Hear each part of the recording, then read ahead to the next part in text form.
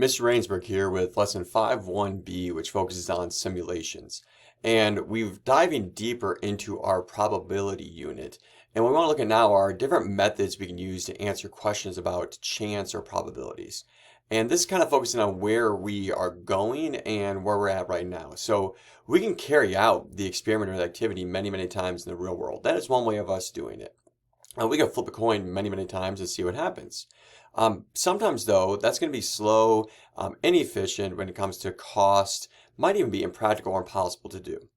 So that's okay to do, but sometimes it might not work. So what can we do? Well, we can apply mathematics. We can look at theoretical probability. And if we look at a probability model and look at the theoretical probability of it, we could see what works, what doesn't work, and we could see, hey, was that a chance occurrence or was that something significant? We're not going to cover that till section 5.2. The other thing we could do is simulations. And that's the title of this lesson, and that's a very powerful tool. Simulations allow us to look at many, many, many, many repetitions very, very quickly. It's a very powerful method of analyzing chance behavior and very efficient now with computers and technology. So we're going to be focusing on that aspect in this lesson. And then the next lesson we're going to pick up in section 5.2, where we're going to focus on theoretical probability. So before we dive into simulations, let's first focus on the thought process we're going to use. So we're going to think of like 4 steps: state, plan, do, conclude. And when you state, you were first figuring out what is the question that you have an interest about with that chance process. We're going to look at maybe if I were spinning a wheel, let's call it Wheel of Fortune, I'm spinning the wheel. Do I think the wheel's fair? Or if I'm rolling die, do I think the die's fair? Flipping a coin, do I think the coin's fair? Plan, and that's the big thing in this lesson, is the plan step. When you're doing the plan step, you are trying to describe how you're going to use whichever device you're using: identical slips of paper and a hat, random number generator, random number table, whichever one, to imitate one repetition of that process. And then we do it many, many, many, many, many times. Law of large numbers to help us out. And we're going to explain clearly how we're going to identify the different outcomes. We're going to record those results and determine what we're trying to measure. So this is the big meat, I'd say, of the lesson, of trying to make sure you can communicate that properly. The do step right here isn't that bad. You just flip the coin many, many, many times, or roll the die many, many, many times. So that's not too bad. And then once you do all of these simulations you're trying to do, all the trials or all the repetitions you're trying to do, conclude. Look at the data and what does it tell you? Devices that we can use cards, die, coins, identical slips of paper and a hat mixed thoroughly. We use spinners. We can use technology. We can use applets online, or we can use CodeApp or Fathom. There's even a software program R you could use. Or we can look at the good old random number table of random digits. So this is what we're going to focus on in this lesson. Before we go into actually conducting a simulation, we want to make sure we understand how to assign probability. And we're going to look at a few examples over here to help us with that. In the first one, we have a probability of 0.5. And we're going to look at how we can use a coin, how we can use a die, or even a random number generator to model that probability. And we're going to start with the easy one of 50%. And previously in the basketball free throw shooting we looked at, we used a coin to represent 50% and so on. So you either make the shot or miss it. So we have here, you can either get heads for success of the event or tails for failure of the event. So in context, you have to explain what success is, what failure is. For a die, well, there's 6 sides on a die. I can let half the sides 1 through 3, represent success of whatever the event is, and I can use 4 through 6 to represent failure, whatever that event is. There's another way to do a die, though. If there's 1 through 6, that means there's 3 even numbers and there's 3 odd numbers. So I can say let even numbers represent success and let odd numbers represent failure. For a random number generator, we've done this too, where we let 0 be success and we let 1 be failure. So there are ways for us to go ahead and use a 50% probability with a coin, a die, and a random number generator. The next probability we're going to look at is 80%. And the first thing I have here is the hat method. So if I want 80%, well, I'm going to say let's write the numbers 1 through 10 on identical slips of paper, place them in a hat, and of course, mix thoroughly. Then we are going to let the numbers 1 through 8 represent whatever success is in context of the problem that we're dealing with. And I'm going to let 9 through 10 represent failure. And then I'm going to draw one number and I'm going to record it. and I'm going to repeat that process many times. For a random number generator, it's actually very similar to the HAT method. I can let 1 through 8 be success, and I can let 9 and 10 be failure, making sure I explain what the context is. So we didn't start off too bad. We started with 50%, and then we looked at 80%. Now we're going to look at a probability of 0.43. So in this case, it's not as straightforward as dealing with 50%, but I can say 43%, and percents are out of 100. So if I'm going to use a random number table, I'm going to let 0, 1 to 43 represent success of the event in context. Now I can't just say 44 to 99. I can't say 44 to 100 because 100 has 3 digits. So what I'm going to say is 44 to 99 and the number 00 there, because that's going to give me the number 100.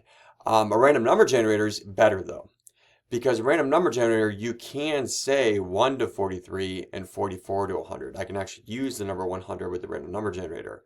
Remember, random number generator, really good, just like the HAT method. Random number table are things you might have to be able to use on your own to show how simulation actually occurring. So that is how we assign probability. So now let's go into the activity. So in this activity, we kind of look at a question, and the question here is, are soda contests true? So Pepsi ran a contest for the 20-ounce bottles of soda. Some of the caps said, please play again, you lost. While others said, you're a winner, 20 ounce, get one free. Pepsi advertised this promotion with the slogan, 1 in 6 wins a prize. So Mrs. Gallus's class, they went to the store, they were wondering if the company's claim is true, and all 30 students went and bought a Pepsi. And what happened was only 2 of the 30 students got caps that said that they were winners. So wait a minute, 1 in 6 wins. 30 students win. Only 2 won. So the question is, how many winners would we expect to win if the claim is true? If the claim from Pepsi that 1 in 6 wins is true, we are going to try and find the expected count. How many should we expect to be true? And in this case, you're going to take the size of the class, 30, and you're going to multiply it by the claimed proportion, which is 1 out of 6. So if I take 30 times 1 out of 6, I would expect, in a class of 30, I would expect 5 winners in the Pepsi competition. So notice I had to say there, in a class of 30. I don't always expect 5 winners. I expect 5 winners from a class of 30 because that's in the green over there how I came up with the number 5. 30 times the proportion that was the claim. So that is how many I expect. So I would expect 5. Mrs. Gallus' class saw 2. So the question is Pepsi telling the truth? Should we be suspicious of their claim? So what we're going to do is we are going to simulate this. To simulate a 1 in 6 probability, what we're going to do is we are going to use rolling a die because there's 6 sides. Makes sense. So we're going to let rolling a 1 represent a winner. Twisting the cap, and what happens is, turn it over, it says, hey, you're a winner. We're going to let 2 through 6, rolling that, represent not getting a free Pepsi. It says play again, or you twist the cap, boom, it says that, well, you lost. So we're going to roll the die many times. Really, you're going to roll it 30 times. Why 30? Because there was 30 students in the class that went and got the pop from Mrs. Gallus. So we are going to record it 30 times. And then you're going to do it again 30 times. So each person is running it 30 times and then 30 times again. So we're going to look at 2 simulations of what's happening for each person in the class. And then we're going to collect that data, and that's going to give us many simulations. So then we can look at the conclude step, the analyze step, to see what's really going on. So let's go roll a die. So here's my die, and I'm going to roll it. And I roll it, and I get a 5. Well, that's a loss. I'm going to roll it again, and we do it again, and I see that I get a 2. Man, that is a please try again. And I keep going, so that's 2 rolls, 3 rolls, I get another 5. 4th roll, I'm going to get, it looks like a 3. I am losing constantly. 5th roll, I'm going to get another 3.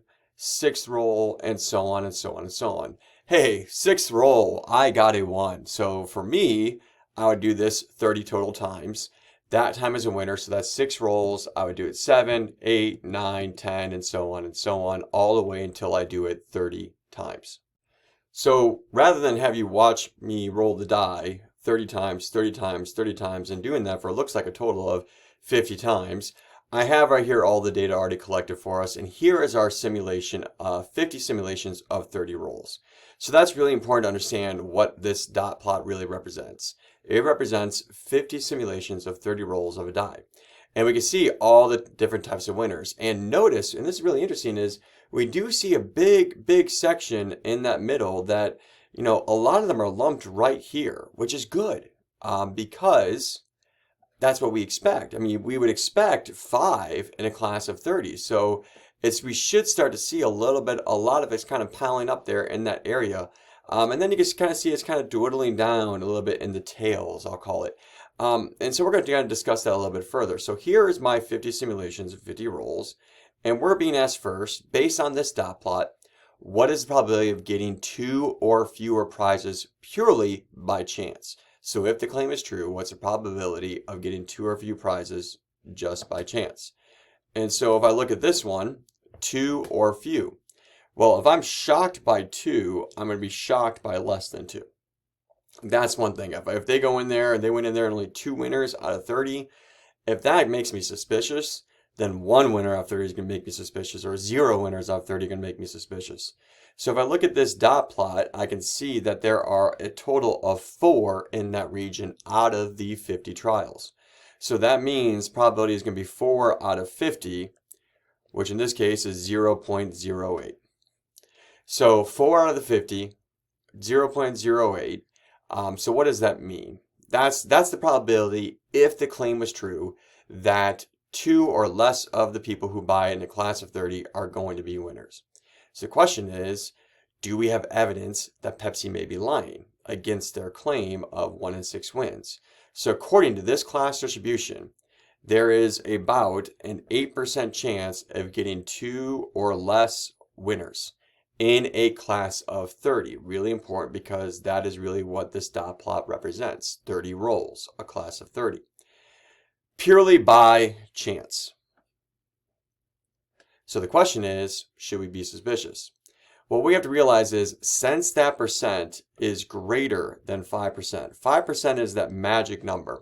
It is the magic number of statistics that determines if something is statistically significant. If it is less than 5%, then that's rare. If it's more than 5%, we're going to go, it's bound to happen every once in a while. So think about like getting struck by lightning. If you were to get struck by lightning, the odds of getting struck by lightning are really tiny. And so if you were to get struck by lightning, that would be really significant that it happened to you. So small probabilities, witnessing small probabilities are going to be significant. So the fact that it is greater than 5% means that we do not have evidence. We didn't see something significant. It was bound to happen. So since this percent, 8%, is greater than 5%, we do not have convincing evidence that Pepsi is lying. So this is the main idea. So we're going to take our probability and we're going to compare it to 5% to see whether it's something that is less than 5, which means, man, that's significant. We should not have seen that. Or if it's greater than 5, okay, it's bound to happen. So let's go a little bit deeper. We're going to dive into the different concepts of probability. So far, kind of what we worked with.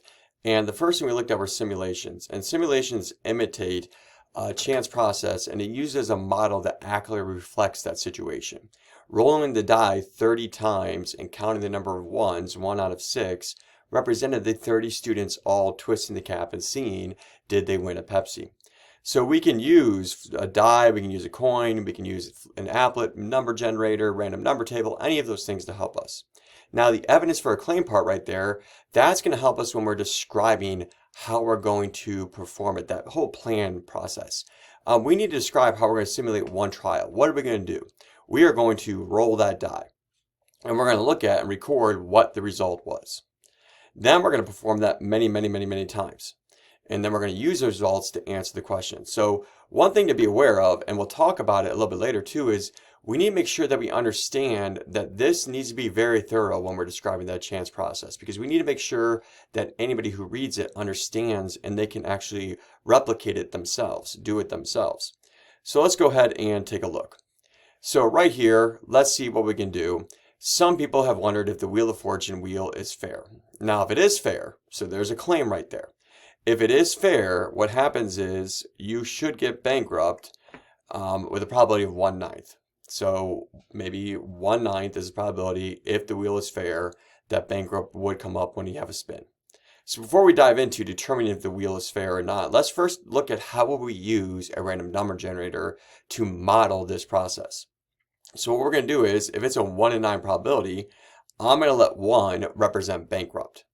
And I'm going to let the numbers 2 through 9 represent all the other outcomes on the wheel. I don't care what the other outcomes are. It could be $700, it could be $600, it could be free play, it could be lose a turn. I don't care. It's just all the other outcomes that are not bankrupt. Using a random number generator in that range, 1 through 9, we are going to generate one number. And we are going to record the result. That generating one number generated is going to represent one spin of the wheel. We're going to record that result. And we're going to do that many, many, many times. And that's going to help us estimate the probability of 10 or more bankrupts. So we're going to spin it many, many, many times and see how many bankrupts occurred in that, 10 or more bankrupts occurred in there. So we can look at this to kind of have an idea of what's going to happen. And then we can look at a hat method. Using identical slips of paper, I'm going to use 9 of them. I'm going to label one of them as bankrupt, the 2 through 9 as other outcomes. I'm going to place them in a hat, and I'm going to mix thoroughly. I'm going to draw one paper, and I'm going to record the result. I'll record it as either bankrupt or other outcomes. I'm going to do this many, many, many, many, many times. And when I do it many, many, many times, I'm then going to use that to help me figure out the probability of 10 or more bankrupts. So there are some different ways that we could model this process, one using a random number generator and one using the hat method. So let's go ahead and give it a try. So is there convincing evidence that bankrupt comes up more often than it should? And the reason why this question is being asked is because Pat Sajak observed in a random sample of 50 spins. So now we know how many times we are going to use this repetition. We're going to repeat it 50 times. So we want to know, he saw it and it was bankrupt 10 times in 50 spins. Wow, a 1 out of 9 chance, and there were 10 bankrupts in 50 spins. So is it a fair wheel? So let's first go off, what should we have seen? Well, if there's 50 spins and there's a 1 in 9 chance that it's going to land up bankrupt, then when I want to do my expected counts, I'm going to do my 50 times 1/9. That's 5.56. That is how many bankrupts I should expect, 5.56. So if I were to spin the wheel 50 times, I can expect about 5.56 bankrupts. And we can have expected values or expected counts that are decimals. It's kind of like the saying, the average American family has 1.4 children. No, they don't have a 0.4 child that they might not love as much. They have, on average, 1.4 children. So we can use decimals for expected counts. Does Pat Sajak have some evidence that the wheel is unfair? Why? Now, I would word this a little bit differently. Should Pat Sajak be suspicious? He witnessed in 50 spins 10 bankrupts. The expected count we found was 5.56. Do you think he should be suspicious? And I'm going to say yes. I think he has evidence. The reason why I think there's evidence is because he observed 10 bankrupts in 50 spins, and that's larger than what he should have expected. He should have expected 5.56. Now, does that guarantee the wheel is not fair? No. But now we have a suspicion that something might be wrong. So we can actually do the simulation many, many times to see, is it fair or is it not fair? Is what we witnessed 10 bankrupts or more? Because if 10 shocks me, 11, 12, so on would shock me as well. Is that so large a difference from what we wanted to see, what we were expected to see, that maybe it did not occur by chance? So let's go into question 4. Now, before we look at it, these are the 100 simulated trials of 50 spins of the wheel. So there's 100 dots on there. What does each dot represent? And we're looking at that, and we're asked that question. Question 4 is specifically, what does that one dot above 12 indicate? Well, there's one dot above 12, and that means there is one simulation of 50 spins of the wheel where there were 12 bankrupts. So if there were 2 dots above the 12, that means in 2 simulations of 50 spins of the wheel that there were 12 bankrupts. So the number of dots no longer represents just one observation. It is one simulation.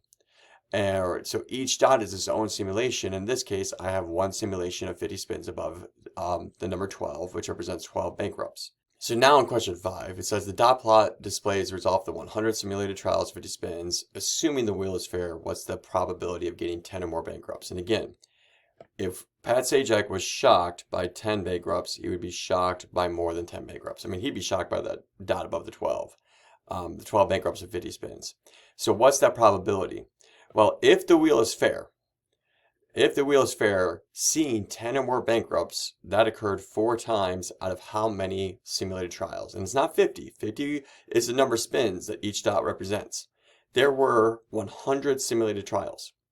So in that case, I would have a probability of 4 out of 100, which is 0.04. So there is about a 0.04 probability of getting 10 or more bankrupts in 50 spins. So the question is, what does that mean? Well, does Pat Sajak have convincing evidence that the wheel is unfair? In this case, yes. Assuming the wheel is fair, there is about a 0.04 probability of getting 10 or more bankrupts in 50 spins of the wheel, purely by chance. Since that is less than 0.05, what happens is Pat Sajak does have convincing evidence that the wheel is unfair. So I kind of want to visualize this a little bit as well, and it's kind of going a little bit further in the statistics course than really where we're at right now.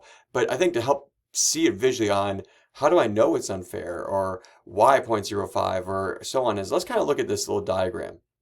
So of course, if I'm looking at that shape of all the simulated dot plots, I can start to see that that did start to look mound-shaped and approximately symmetrical. So I drew a mound-shaped curve that's approximately symmetrical, and I'm going to kind of show you visually what was going on.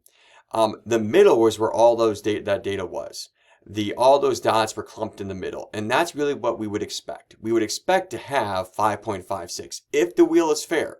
If the wheel is fair, we should see a lot of the dots piling up in that area, around 5.56 at the center. That's because that is what should happen. If they say the probability is 1/9 and you do 50 spins, we should expect 5.56 spins to occur many times in all of our repetitions of that simulation. But the problem was when it happened and Pat Sajak saw 50 spins, randomly looked at 50 spins and saw 10 bankrupts. Well, if he's shocked by 10, he's going to be shocked by more than 10, 11, 12, and so on. That surprised him and made him very suspicious. So again, we're always looking at how does what we observe relate to what we expect. And distance, I'll use a better word, the difference between what we observed and what we expected to see if the wheel was fair is so large, we became suspicious of that wheel. We started to think it was not fair.